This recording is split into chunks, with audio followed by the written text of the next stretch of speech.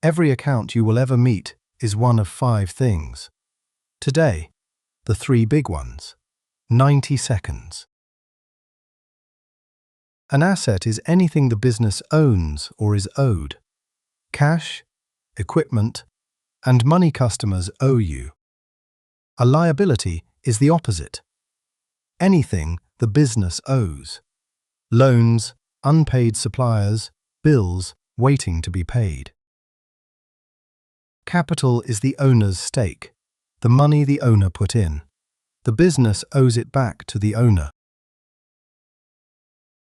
Together they make the accounting equation. Assets equal liabilities plus capital. Always. No exceptions.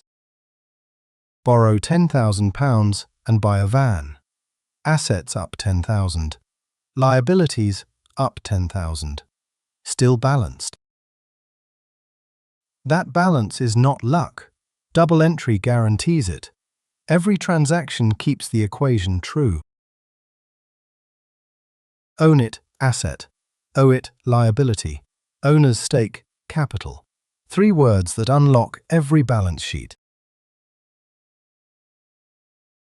Sepera College. Accredited AAT courses. Fully online. Link below.